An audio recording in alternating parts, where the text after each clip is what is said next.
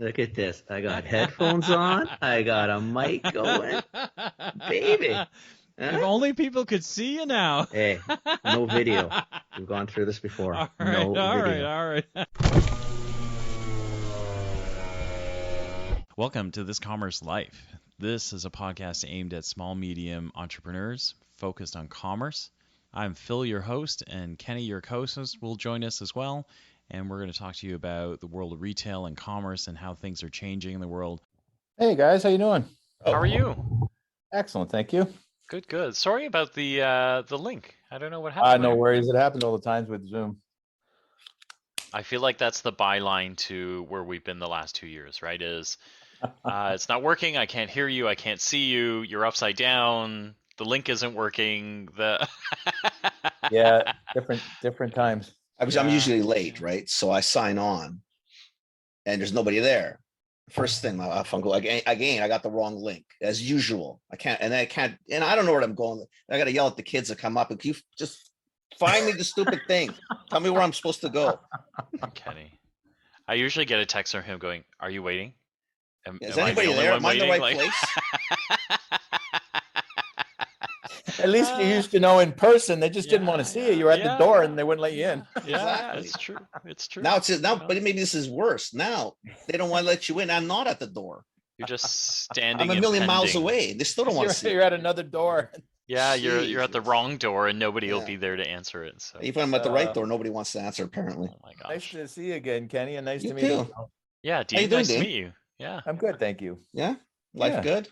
Yeah, nobody wants to listen if you're complaining, anyways. But Yeah, I guess that's true too. And Yeah, we've life done a is lot good. of that for 2 years. Well, it's good. no, but on this show, you get to complain because it's our show. But you can do whatever you so want. It's going to be it's your actually- little block of time. You can talk about food, whatever you want to complain about. You can do whatever you want. Yeah, but I don't get to it's approve the very final edits. There is no edits. Neither button. do What's- we what- because we what- don't what edit. Goes so- on, goes on. Unscripted, unedited. That's beautiful. That is us. That is. How did the us. show come about? Yeah, honestly, it was the two of us. I was out in Vancouver, reached out. I called on Kenny a handful of times in my career, and then What were you we doing at the both time, made. Phil? So at the time, I was working for a retail startup called Hubba, and so I was out there speaking at Retail Council of Canada, doing some of their kind of like ambassador type stuff. So I was out there, and so he and I were kind of both doing new ventures. So I just reached out. I knew him from J&J. You He know, was with yeah. J&J when I was were you? with London. Okay. So Yeah, Got it. yeah. So Kenny had not yelled at me nearly as badly as all the other buyers in the country. So I thought, yeah, it might be fun to have coffee with him. So we had a coffee, and it went great. Like we had a great time, and then we both kind of went, oh, we should keep doing this. And he was like, I don't know what we should do, and I was like, oh, I know what we're gonna do.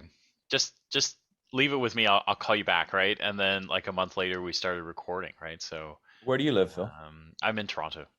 Okay, Yeah. I'm in Ancaster, Oh, okay. Got it. Hey. so where's Ancaster? An East just Coaster. outside of Hamilton. Yeah. Oh, okay. Yeah. Yeah. See, I roughly But more know that. importantly to me, I'm very close to the Hamilton Golf and Country Club. Oh my gosh, that's Where I like to live in the summer. That's a great club. Like, yeah, I was just gonna say because Ancaster has some really great golf courses. Hmm. Yeah, it does. Yeah, Yeah. that's a Wow. prize. It's good. Yeah. Yeah, That's good. It's That's good. good. Yeah, it's nice to meet you. Kenny, do you want to do a quick intro? This will be a very quick one because Yeah. Phil's asking me, what does Dean do today? And I said, I don't know what Dean does. I said, I haven't talked to Dean in years. I said, I know Dean from the old days when you were, in essence, I think you were a supplier to the Natural Channel in vitamins. You had interesting I owned the formulas company. and combinations, Mhm. and you did some really cool stuff with. Remember, because we got to know you through Bird, Yeah. right? When we used to do that, and I think you had the really cool cranberry one at that time. And I know you stuck with that. And I think you're still doing stuff in that space, but we also know that you're doing some coaching and you're doing some mentoring and things like that.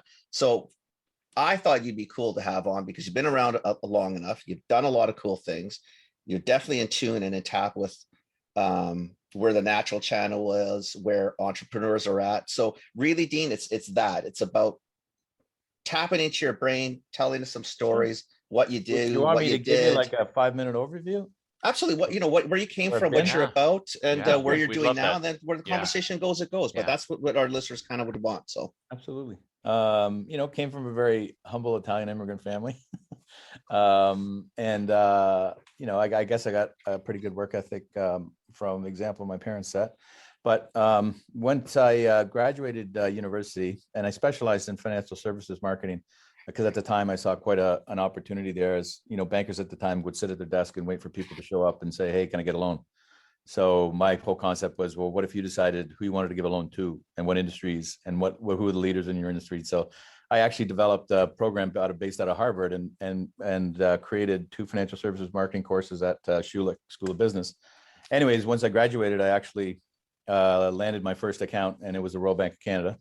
And so I did marketing and strategic planning for all their corporate centers across the province, and worked out really well. The only problem with that formula for me was that the only way I can make more money is if I work more than 22 hours a day. And I just, I did what I wanted to accomplish there, but I quickly had an opportunity to acquire a company in stainless steel food processing, primarily in the poultry processing business. And it had some really great IP that I wanted to sort of build the company on. And, got actually a multinational interested in doing a JV with us, and our engineering folks just really couldn't pull it together. And by that time, a few years into it, another gentleman that I met at a roundtable discussion, at the time we were implementing GST in the country, and I got invited as one of, 12 people to come and talk about, the whole GST issue and stuff. And so a little sidebar that, so I'm sitting around the table, and one of the people invited was the chairman of Ford Canada. And as you're going through the introduction, you saw I'm the chairman of Ford Canada. And at the time, I think they were doing 60 billion a year in sales. And it came around to me, and I'm Dean Mosca, owner and president of Canadian Bird Equipment. And we do approximately $60 billion less in sales than Ford does. Anyways, That's amazing. At that meeting, there was a guy more in the mid-market that we just kind of hit it off. And so he actually wanted me to join him and become an, manager of acquisitions, but in a way that I would, be a partner in whatever we built. And so because of what was going on with the other one, I basically decided to exit that particular venture, and then started with this guy, and we developed a chemical intermediate company, which basically at the time we were trying to give companies the benefit of sourcing international without any of the risks. So we would, find ingredients that they already used, usually high value ones because we're bringing them from overseas, that, met or exceeded their existing specifications. And then we'd bring the product in, warehouse it. So it's just in time inventory. And in about 2 years, we grew that over $20 million. And as let's just say, as the relationship didn't go the way I was hoping it would, I decided to sell out of that one. And then in that process, I kind of got a little exposure to nutritional supplement ingredients specifically. And a guy that I was dealing with out of Manhattan came up and talked to me about joining his company. And I decided not to. In the end, I just decided to start my own company and doing, because I had a good sourcing network internationally. And so got into, at the time, things like glucosamine were hot, chondroitin, various types of sort of newer in nutritional supplements. And I just started doing that myself. Now, the thing I didn't like about that business model was that, basically you lost your client for a nickel kind of thing. And so kind of going back to my marketing and strategic planning roots, I decided I would love the business, but I wanted to have ingredients that were proprietary, that, had research behind them, that I could invest from a branding standpoint that somebody can't just copycat. And so I started a company along with my brother, actually, who was giving up his career at Bell, called Proprietary Nutritionals. And so the objective of that company was, the business model was, we would, acquire ingredients globally that we have full control over them, that had good IP behind them as far as patents, and also had good peer-reviewed published studies behind them, or needed additional peer-reviewed published studies. And so with those ingredients, as we were building the business, the actual implementation model was to find great CPG companies to partner with, the natural factors of the world, and use a push-pull strategy. So most ingredient companies would sell you the ingredient. Good luck with it. I hope you do well. Our model was, look, we're going to invest in consumer awareness of the actual ingredient. The licensing agreement requires you to put it on the front of the label, the logo, or the name of our ingredient. And so what we did is we assembled a team of spokespeople and used media relations firms to get our people in front of the camera from a standpoint of morning, evening, lunch news, talk shows, everything, right? So we we're quite successful in getting a lot of recognition on the ingredient, and clearly what would happen is people go to the shelf and look for that. And so our CPG partners quite like this, because we actually played a large part in moving the product off the shelf. So that was the pull strategy part of our business model. And so anyways, that business started it in about 97, 99, something like that, and sold it about 8 years ago to Ashland Chemical. Along the way, developed a phenomenal network of trusted friends, of colleagues, of and established a good reputable name in the industry, which wasn't common. Yeah. I Ken met a lot of people, I'm sure, that he was like, ooh, Yeah, that very guy's interesting group. I think I need to have a shower. I showered a lot over the years. A lot. Yeah. So fast forward to having sold the company, took a little time off and got my handicap down a bit in golf, but quickly realized this isn't something that's gonna satisfy me and stuff. And I've always from the beginning said, I never really plan on anything called retirement. I think retirement's a state of mind, but I always want to be involved in new ventures and building companies, and the sort of thrill of exiting investments. And so I decided to put myself in a space that I would see a lot of deal flow. So I got on the board of Natural Products Canada, and that is basically an organization at the time. It's changed a little bit, but at the time, had a pool of funds, and it was responsible for investing in companies related to the natural products industry in Canada, as well as creating a forum for natural products companies to come together and connect. And so I was also not only on the board, but I was also on the investment committee. And so every company around the country that was applying for money, I got to see firsthand.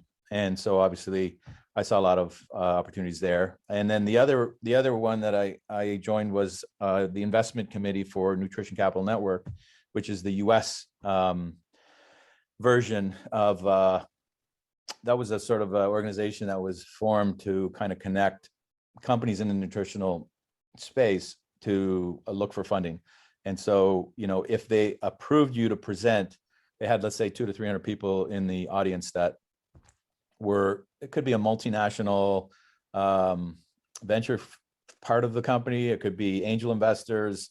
It could be VCs. I mean, there's a lot of different people in that thing, but all of them are, there to look at new opportunities to invest in. So again, I saw a ton of deal flow there. Like we'd see, for let's say one event, and there's probably now 6 or 7 events around the world that they have.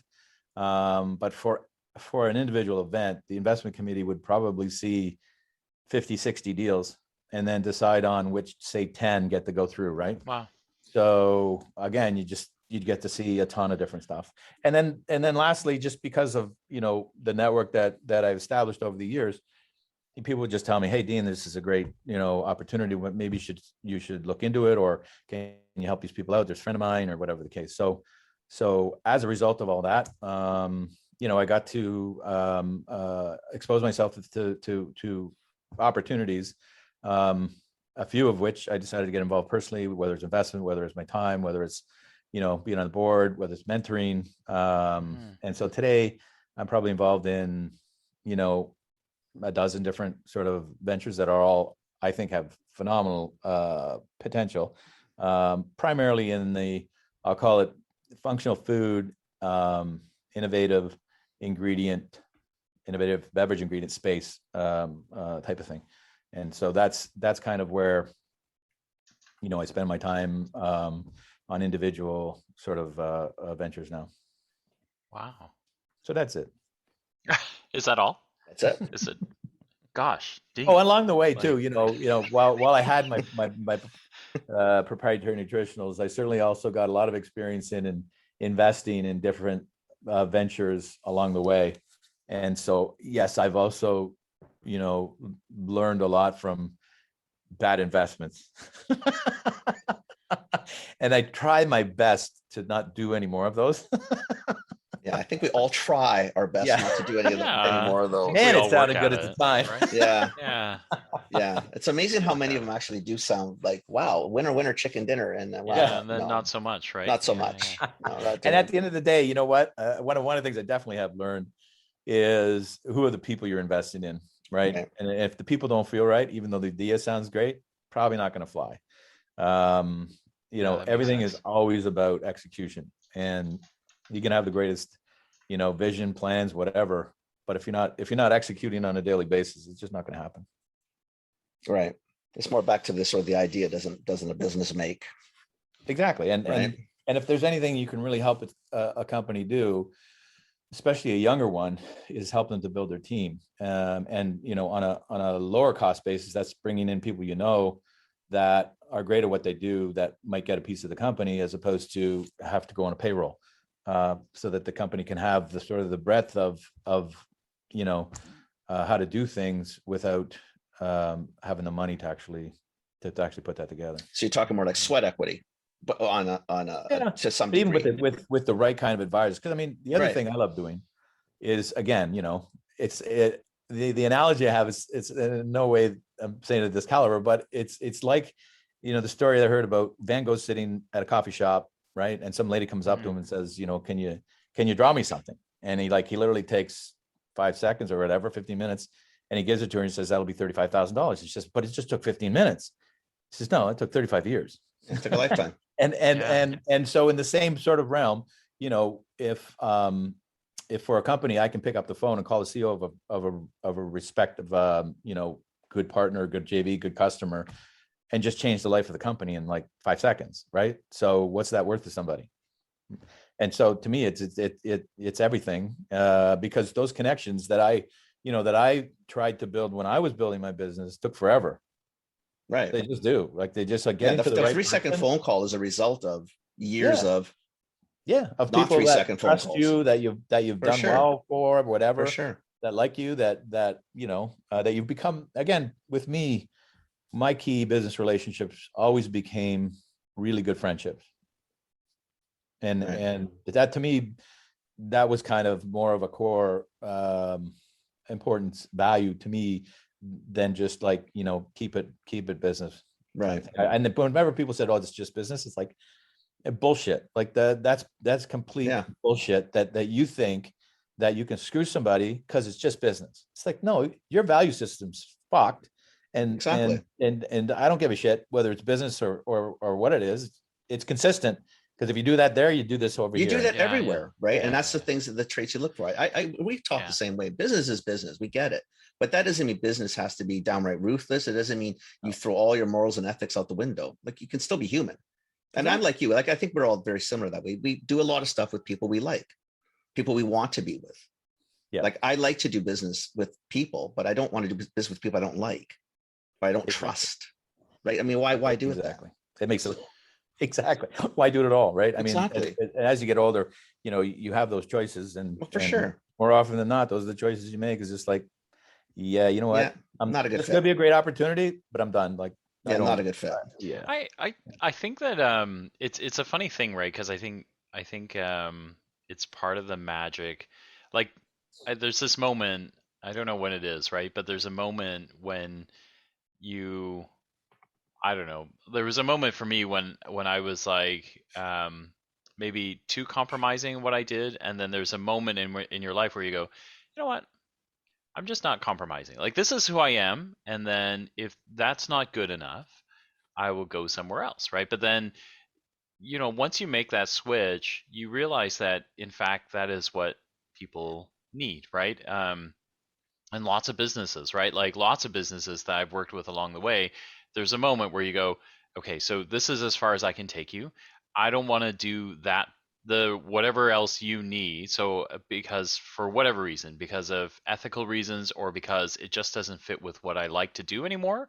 And so I'm being upfront with you now that I don't want to do anymore. And then the relationship gets better, not worse, right? Like, whereas I think when you're younger, you think, if I don't do all of it, right? Like, it's just not going to go well. And then you realize, like, no, the limitation is what makes it better, right? Because, like, I think Kenny and I do it in everything we do. We go, look, you can take or leave my advice, right? I don't actually give a shit. And then I'm going to tell you what I think.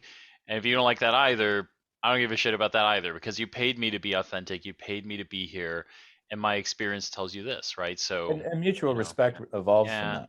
Right. Yeah. I mean, if I think so. If you kind of, this is where I stand, and if somebody says, okay, I respect that, Yeah. then that's where I guess, real friendships and relationships kind of evolve to, I think or they leave. Right. I mean, how many Or both, relationships have you developed over the years? You don't even talk to people anymore, and you're much better off for it, because they're the sappers of energy.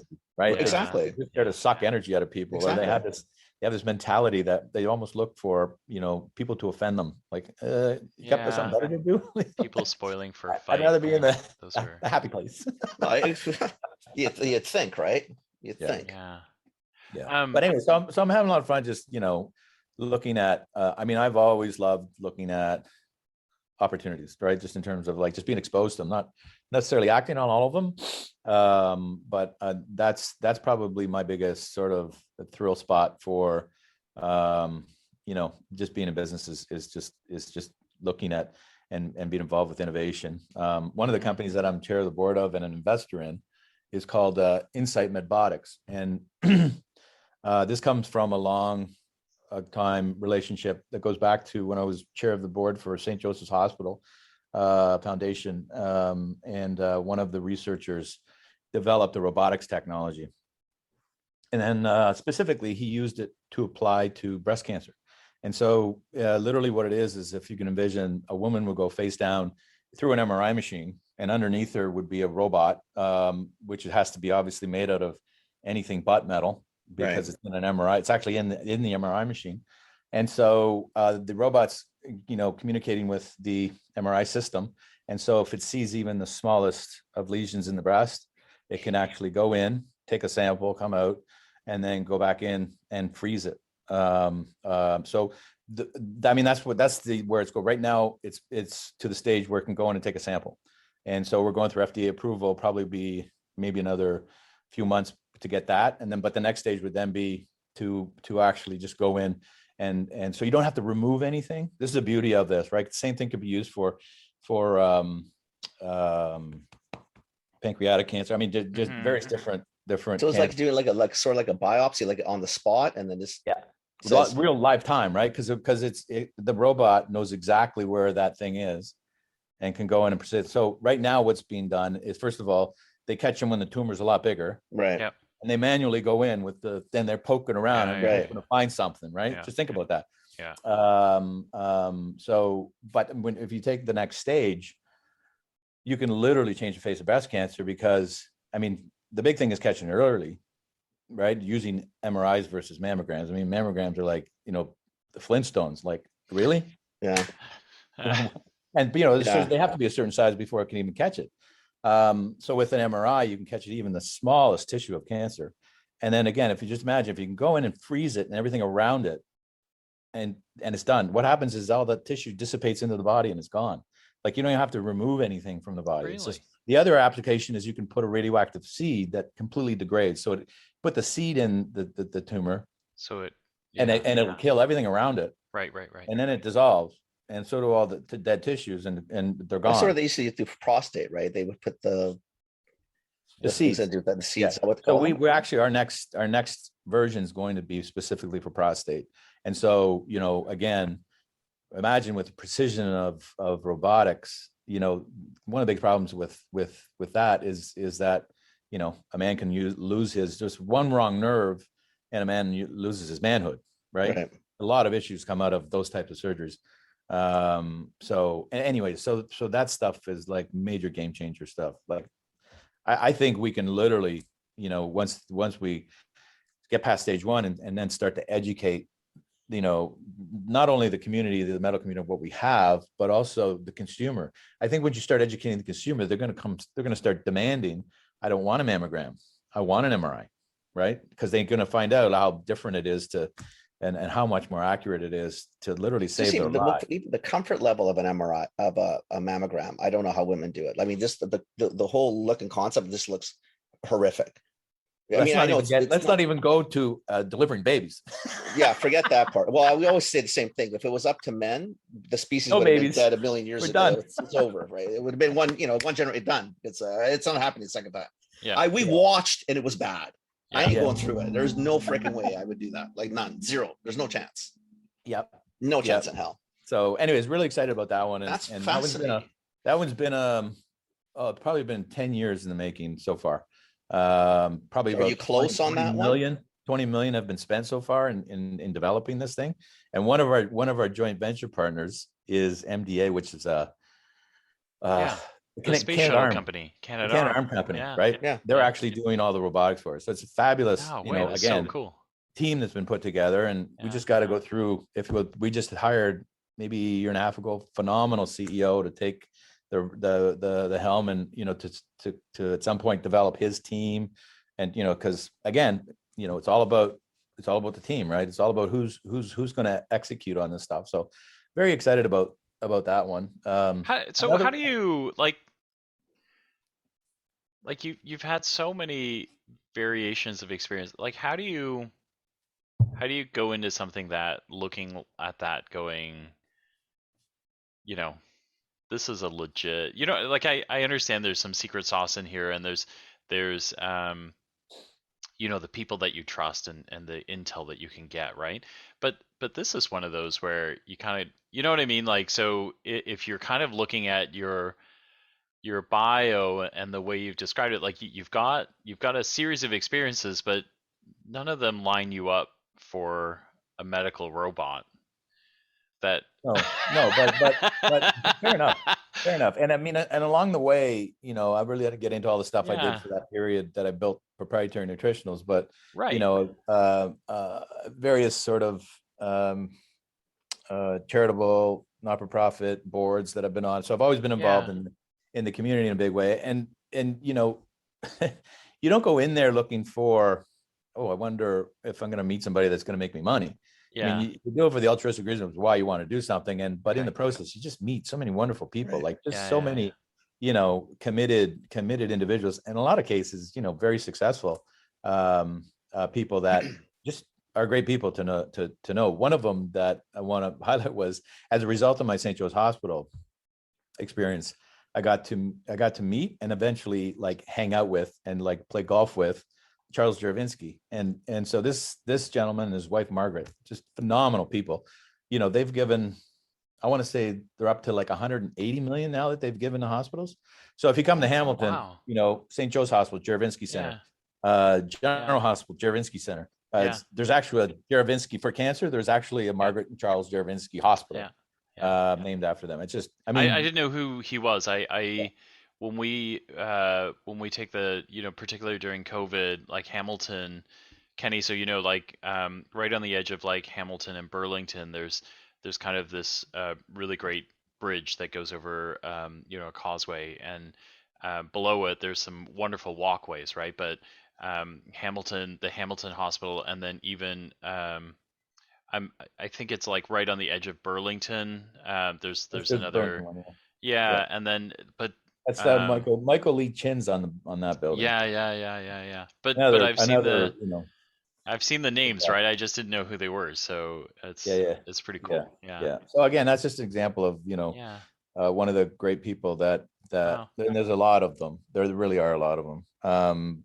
Getting back to innovation, I mean, one of the ones that I helped sort of develop right from the ground up, because I was talking to an old friend of mine and saying, so what kind of products you got going on? What do they do? And the one that he told me about was like, well, there's this ingredient that I have that it's got, 25 peer-reviewed published studies and 17 years of research for increasing muscle protein synthesis as you age. I'm like, well, that's pretty important. So that basically, once you get past the age of 40, all muscle protein synthesis means is your body's ability to convert protein into muscle protein. So the reason why people as they age start losing muscle mass is because their muscle protein synthesis is slowing down. Right. And so the protein they're intaking and the protein they're creating, the muscle protein they're creating just isn't what it was when it was, you're 25. So this actually increases muscle protein synthesis by almost 60%. And when you just think of like, wow, that's a huge market, right? Because 40 plus, especially in 50 plus, you're talking about people with all the money that actually have, right, a lot of disposable income. So we ended up creating a product called Rejuvenate. And so that company's now become public. It's called Element Nutrition. And we're now in about, I want to say 18,000 retailers. We're in Canada, we're in Loblaw, Shoppers, Sobeys, Metro. In US, we're in Walgreens, CVS, Sam's. We hope to actually be on shelf in public soon. And then from there, it grows, but it's a hell of a huge, though. Of a It's challenge a game changer. you're also creating a brand new, if you will, no, it's a new category. It's white space. It's white space, but it's, people space kind of talk about boosting Ensure, but I'm like, please don't compare us to that, because it's unbelievable to me that those products are actually still recommended by physicians. I mean, if you take a look at physicians, hospitals, everywhere. There's how much sugar in here and like a it's Coke. all sugar. It's garbage. It's total garbage. It's all shitty product. It is. It's so bad. And and people are being told, but cancer patients are being told, take the stuff. That's the worst thing you want to take for someone with cancer, is to give them sugar. And then what do you want to feed the cancer? Anyways, so our product is plant-based, 100% plant-based. So what it is it's a patented a blend of essential amino acids specifically designed to trigger muscle protein synthesis. And so the one version we launched originally was just remember the Emergency? It's a box. It's got 30 sachets in it. So you take one a day. Same concept. You take one a day. You just mix it in with a glass of water and drink it. And that's it. In the US, we also launched a protein. So it's all plant protein. So it's got in a Tetra Pak, each one would have 15 grams of plant protein with this Rejuvenate active in it. That one got launched originally with Walgreens and now is at Sam's. And then the next product lines we got coming out are really exciting as well. But anyways, that again, it's amazing the amount of money that it's going to take to educate the consumer on creating a new category. And we joke about, but once we start hitting our stride, we think there's going to be a couple of big CPG companies that could be people like Coke, could be people like PepsiCo, could be Nestle, could be what's the name of the people that own Ensure? It could be Abbott or Nestle. Abbott. Right? Well, Abbott's the other one, right? Well, Nestle owns Boost. Right? You're a pain in the ass. You're a pain in the ass. We'll buy you. Well, you know what it becomes too? I guess what it happens is you're a pain in the ass, but you also have something cool, and I don't have to do any work. It's proven, It's right? done. Once you actually prove it's proof of concept, I mean, when you take a look at some of the exits in our space, I mean, crazy numbers, right? I mean, companies doing 80 million a year sell for $1 billion. Right. It's insane. And you get how the CPG company, can take that product and instantly, 10x its sales just by taking it into its distribution market. But that's exactly where all the innovation is coming from for the CPG companies. They don't do it wrong. They just wait. It's like, oh, you're starting to hit it. But it makes sense for But it them. makes sense though. They're not to do good at that, they're right? not Because good at the other you stuff. can't. What kills me is they still have these R&D facilities. They don't do R&D. They But they have stuff. these massive buildings. I know. To do what? Why did you just shut them down? Like, To do what? Exactly. The guy in the garage is doing more R&D than you are. Just go buy him when he's ready. You know what, actually? So I think where like big companies can help, right, is those R&D, they really need to be regulatory facilities. Like I think that's where, because you think of like what you are doing, you've got to now market white space, and then you're also going to have to market is the wrong word, but you're going to have to advocate with Health Canada, right? Because at some point, Health Canada is going to go, you can say this, you can't say that, right? And the problem with Health Canada is once they say it, it doesn't matter if they're right or wrong. You'll never get the claim that you wanted if it came out, like if it got pitched wrong. And so where big companies can help is to be able to help, things that little companies can't do as much of, right? Is how do I research to get the right claim, do the right kind of like case studies, the things like in that. Canada, you want to hear a Yeah. funny story? So in Yeah. Canada, the sachet, we've got MPN numbers, claims for everything. You Mhm. put that sachet in water, Mhm. in a Tetra Pak, and whoa, no, now you need this kind of license. Right. And by the way, it's going to be about 2 years. I'm like, Yeah. what, Why? what are you smoking? Like, Yeah. I oh, added but it's water. over here. It's okay over here, right? Well, listen, yeah, Dean, it's fine. But now you- you put in water. Oh, because you okay. don't have an NPM for the water, so I don't know what you're You should thinking. really study the water too, because maybe the water needs to be studied. By the way, I heard of a Really good claim company. on water. This is a good one. I heard of a company that was in Europe that applied to EFSA for a hydration claim, and the product was water, and they didn't get it. How does that make any sense, right? Oh, governments. It just Oh, love 'em. It's just some Yeah. bureaucrat. It just runs into the system, costs $1 billion to get a claim on water that it actually hydrates. Yeah, Imagine that, eh? yeah. So, anyways, there's lots of really cool ingredients out there that have really great science that are fascinating. The real Yeah. trick is how to launch them properly and in a manner that you can grow the company without having to if you will, invest a lot of early money that they don't have. But that's like the advice I think I'd be trying to pick your brains with. So, you got a company like that, sort of the idea is cool. They've got some proof of concept, not a ton. So they're sitting at home thinking like, what the fuck am I going to do with this? Like, where do I go? Like, I don't even know who to talk to.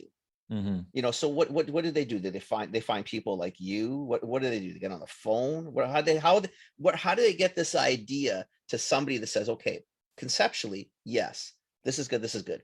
This is where you need to go. This is how you do it. Like, how do they find you or people like you? Yeah, no, it's a good question. I think if it's a good idea and it needs funding, the lowest hanging fruit is always friends and family, and you know what I mean. Everybody hates to even think it, because just the last thing I want to do is ask a friend for money and then lose it or Right. whatever. I'd rather get money from people that I don't know and then lose it. No, And then lose it, I- and then I- lose I- everything else. At the end of the day, it starts with Right. you have a good, a well articulated presentation story about what it is that you have, what it is you need to do, and how you're going to, be successful in executing it. And so, that might first start with what people do I need on my team, right? That I can give equity to, that, that can be considered part of the management team. And a good advisory board is really just what I'm talking about, but a real one, like a working one, a one that you're bringing in people with 25 to 30 years of experience Right. in the space, in some kind of related space to do with it. And I think starting with that, then you start pitching the hell to everybody, right? And it starts with friends and family. And if they want to invest, great. If they don't, you're practicing on your pitch. And then there's a lot of different angel investor groups, which would be the next stage, right? I actually used to be on the board of Angel One Investors. So that was a group based out of Oakville, Burlington at the time. And so what it was is, we had, say, 200 members that were all angel investors. And so companies would apply to pitch in front of them. And same type of deal. We 20 companies, and you pick 3, Right. like for each meeting, and each one had like 15 minutes. So the actual angel investor meeting lasted only like an hour, so people get in and out. So that network of angel investors is formalized a bit, so it makes it a little easier to find them in all across the country. And then there's a ton of government things that, again, if you have money to put in, there's usually matching opportunities available out there, depending on what industry it's in. With the case of, Natural Products Canada, that's we currently have programs there where you can apply for proof of concept funding. You can apply for, say you wanted to hire an executive, and it's going to cost you whatever, 150 grand, that they would match. I think it's up to, I want to say 75 grand, but to a maximum of, I can't remember if it's 40% or 50%. Proof of concept, I think, is up to $250,000, but again, they'll match it. I think that one's 50%. So yeah, it's just a function of asking a lot of people a lot of questions and finding out, what do I need to, because it always comes back to like, well, what is the problem? What industry is it in? The great thing about LinkedIn, by the way, there's a lot of, it's very easy, to find 5-6 people that are probably really relevant to what you want to know. Right. Yeah. And you'd be surprised, but I mean, as shitty as COVID is, there's been a lot of opportunity because of COVID. I mean, There's been tons of opportunity. People are at thinking home, more. They're at right? home. What else are you doing? They just picked up. So some of these people picked up 3 hours a day because they don't drive to Toronto. Exactly. Anymore, So right? I was going to ask you that, actually. I was going to ask you if over the last couple, because one of the things that we notice on the show is there have been some really wonderful entrepreneurs who have started what we always perceive to be difficult things. You're like a bunch of online retailers that have picked up and built new products and sold them online during the pandemic, right? Which you kind of go, great, you have more time, but terrible because you can't be there to physically do it, and then you can't. Are you seeing more innovation come through? And then is it, I guess the first question is, are you seeing more innovation because of the pandemic? And then 2 is it any good? Well, the best one I've seen, the best one that I've seen that pisses me off that I didn't think of it. Yeah. In the U.S., is a massive network of these COVID centers that are basically sea containers in a parking lot in a mall that you basically drive up to. They swab your nose. I don't even know if they actually test you, but with 20 minutes later, you get an email that says you're COVID negative, and they charge you like $300 US for the privilege. And it's like, wow, what a great business model that is. I mean, there's no cost. You're in a parking lot. You pay the mall owner, next to nothing. There's one person. The containers are all in North America. They're not anywhere else. They're like $3 or $4 grand because you're not shipping. But it I said, anywhere. what pisses me off is I didn't think about it. Yeah, right? exactly. Yeah. Anyways, Yeah. No, I think there's been a lot of different innovations that's gone on, and mostly related to just change of lifestyle. I think forever and always, you're going to definitely see people that have gone through this working more from home. I think honestly, I think in a lot of ways, depending on the individual and the industry, productivity has actually gone up.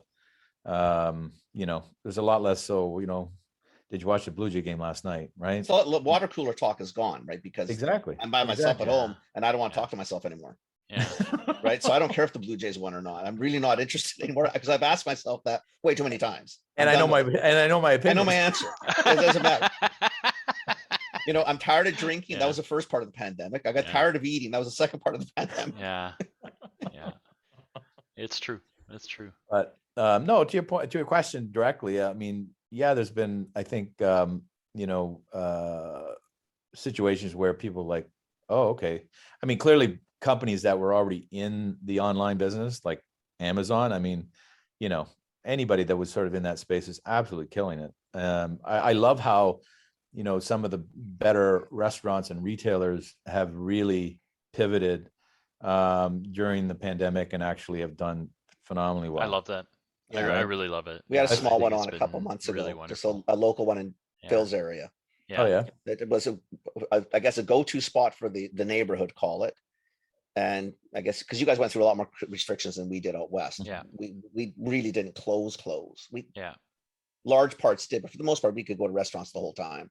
Yeah. But these people, small family, just pivoted, and yeah, their online So, business is so probably they're doing actually better not than far their from you. They're on the edge of Oakville and Mississauga, Mhm. right around the Ford plant there, and they're called Celadon House, and they're like an Asian fusion restaurant. So they're Chinese Filipino by descent. So, and they did a wonderful, kind of like local restaurant.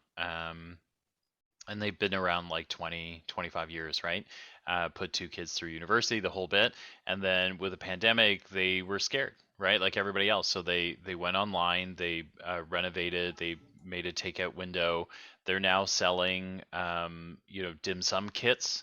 So you can pop by, they give you everything, the steamer, enough food for like a nice, what would simulate like a Chinese dim sum lunch at Mhm. home, right? And you take everything home and just steam it all up, and then you're good to go, right? So they've, yeah, it's quite interesting. They've been able to reinvent themselves and do quite well at it, right? So Yeah. it's stuff like that, right? You kind of look at it and go, that's like, not everything needs to be, you don't need to cure, not everybody needs to cure cancer or any of those sort of things.